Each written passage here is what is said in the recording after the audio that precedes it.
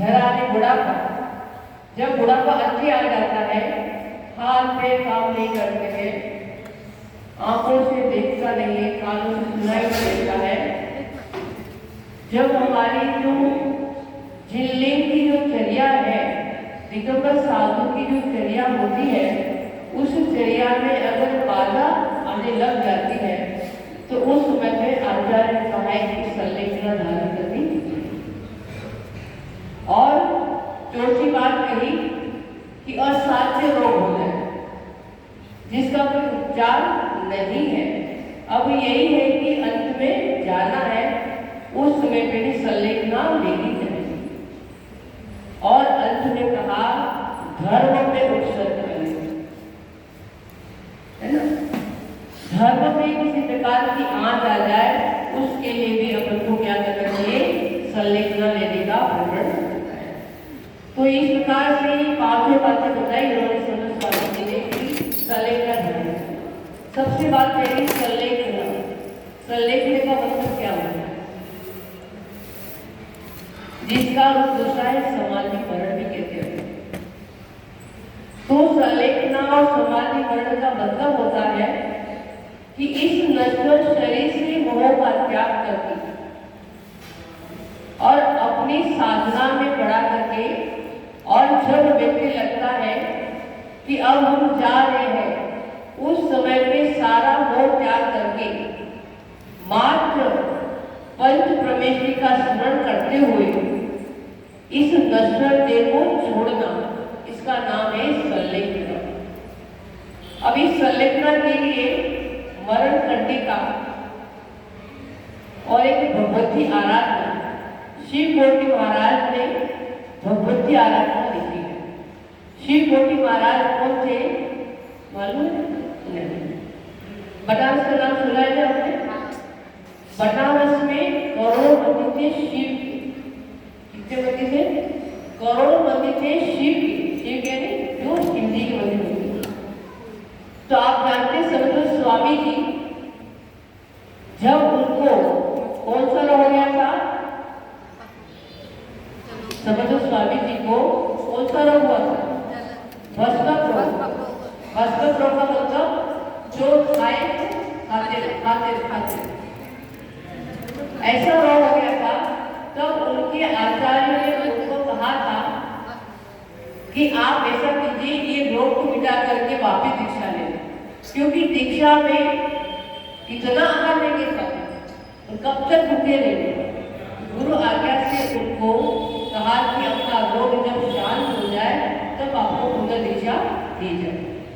तब समझ आचार्य कहा मुझसे बनारस पहुंचे, और वहाँ बनारस की शिव कोटि महाराज उसका राज्य था, वहाँ जाकर मुझे कहते हैं वहाँ पर शिव पिंडी बनी हुई थी एक महीने में। तो उन्होंने कहा मुझे भूख लगती, कुछ तो खाने को चाहिए। तो उन्होंने क्या किया, शिव पिंडी के पास जा करके वहाँ उन्होंने राजा से कहा कि मैं शिव जी को बहुत सारे खाना खिलाऊंगा, लेकिन बंद होना चाहिए। आप जानते हैं मनुष्य खाना कितना खाएगा।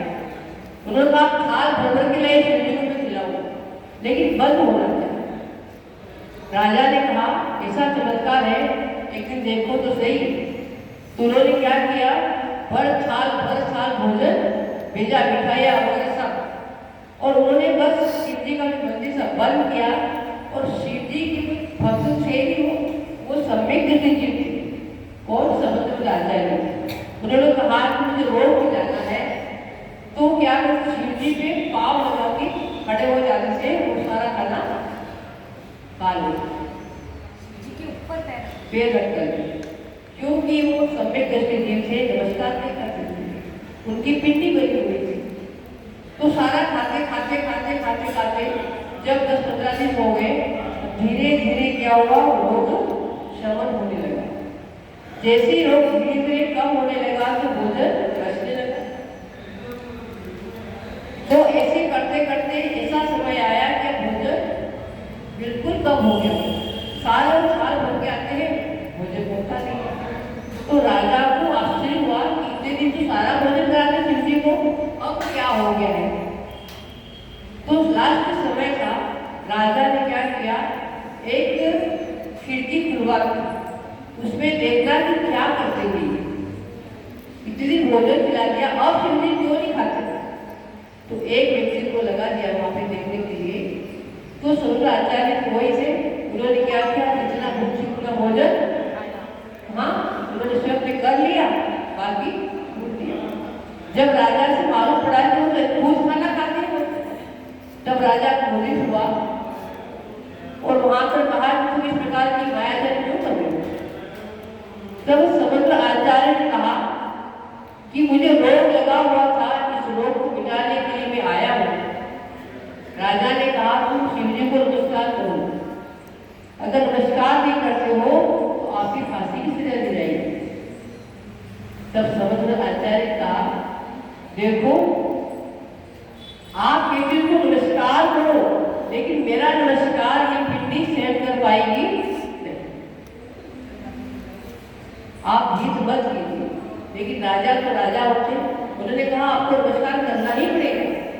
तब समुद्र आचार्य क्या करते, स्वयं अपन पढ़ते ना, स्वयं की रचना करना शुरू कर देते हैं। स्वयं की रचना करते करते करते 7 भगवान की स्तुति पूरी कर लेते हैं। जैसे 8वें भगवान चंद्र भगवान की स्तुति करना शुरू करते हैं और जैसे उन्होंने शुरू की, पिंडिका क्या होगी, फट गई। और फटने के बाद कौन से भगवान प्रकट हो गए, आज भी वहां पर बनारस में, वहां पर जो पिंडी फटी हुई है वहां पर स्थान बना रखा है। और वहां ऐसा स्थल बना रखा है, वहां कितना भी तुम जल डालते जाओ गायब, बाहर नहीं आता, सीधा अंदर चल जाता।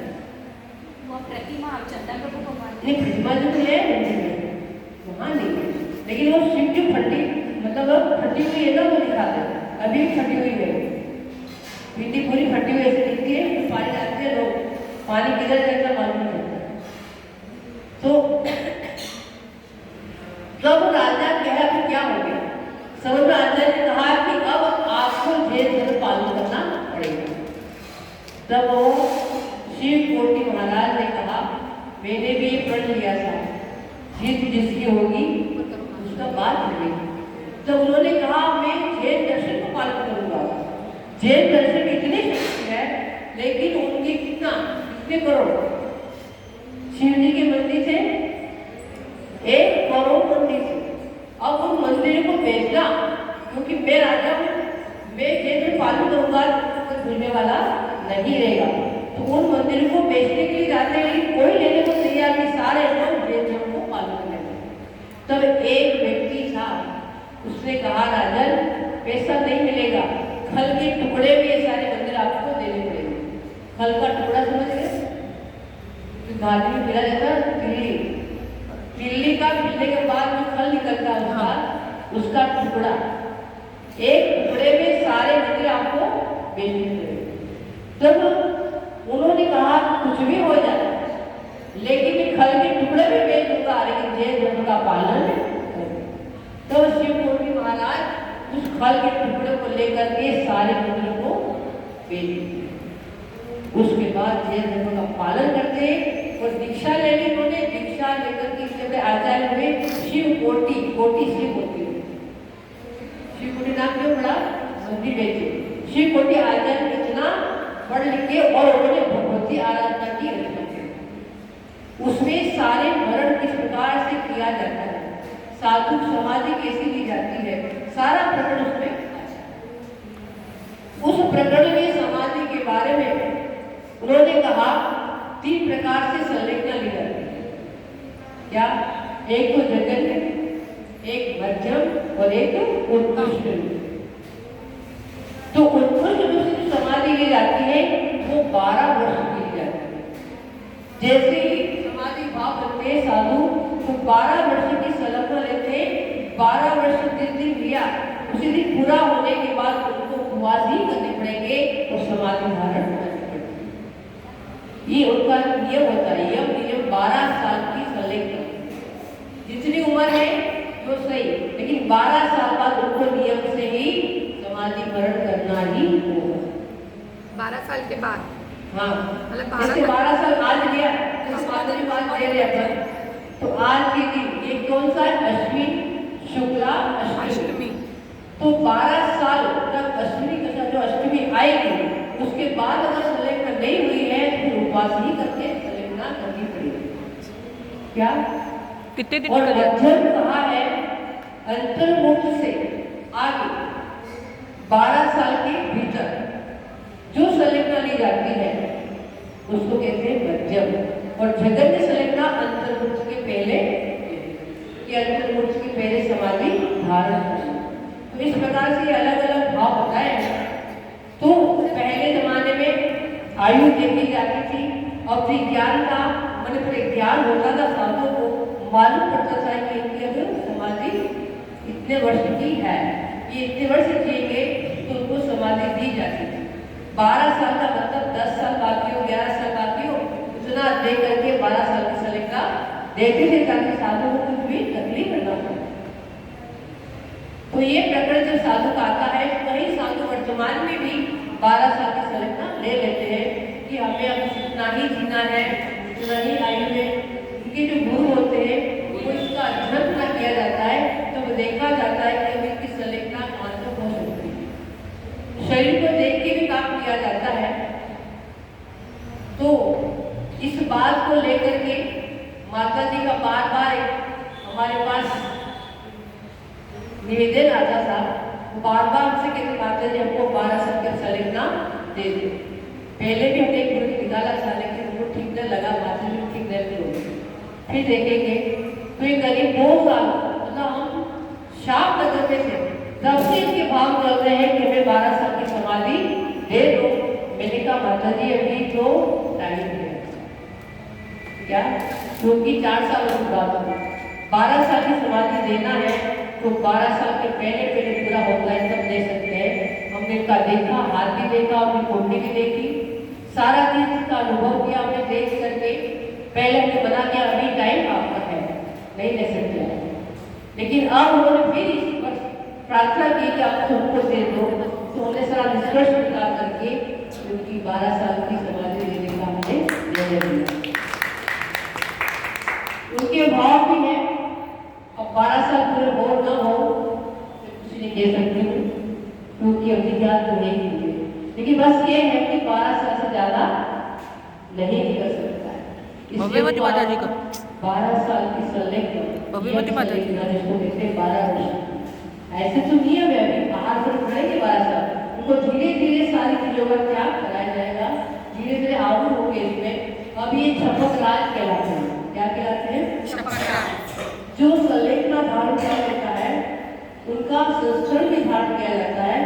तो अभी तो संस्करण धारण नहीं किया जाएगा, जब सब प्रकार का त्याग कराया तब होगा, लेकिन अभी यम संलग्न 12 वर्ष की है तो ये छपक के रूप में आ गए। छपक का मतलब होता है समाधि में आरूढ़। तो छपक को किस प्रकार से उनको कैसे चलाना है, कैसे उनको करना है, ये आज से प्रारंभ हो जाएगा। धीरे धीरे उनको कैसे आगे बढ़ाएंगे ये सारा हमारे शुरू हो जाएगा। इनकी भावना है, जब साधु की भावना बनी है और हमारा भी मन गवा किया कि दे सकते हैं, तो फिर इनको हमने निर्णय लिया कि आज अपना अच्छा दिन है, अष्टमी है, रविवार है और आज शुक्ला भगवान का मोक्ष कल्याण भी है, आज सर्वाश्रमी योग भी है, सारी चीजें उनका चंद्रमा भी अच्छा है, सारी चीजें देख करके आज हमने निर्णय लिया है कि वो अब संलग्न 12 वर्ष लेंगे ऐसा। तो ये बड़ा पुण्य का समय है बंधु वालों का कि इस प्रकार की संदेश का लेकर आगे बढ़ सकते, ये बिना पुण्य से नहीं होता है। इस भूमि का बड़ा पुण्य है कि एक आलिका अपनी साधना की ओर आगे बढ़ रही है और उस मार्ग पे जाकर के एक मोक्ष मार्ग की अपने अंदर भावना को बढ़ाते हुए इस स्त्री पर्याय को सफल बनाना है और स्त्री पर्याय का त्याग करके आगे जिंदगी को धारण करके मोक्ष में आरूढ़ हो जाए, इसी भावना के साथ उन्होंने भाव रखे हैं। तो अपन इनके मुखारविंद से भी अपन सुनेंगे कि उनकी क्या भावना है, क्या समर्पण है, ऐसी भावना उनकी है कि अपन सुनेंगे। श्रीमती माता जी की जय।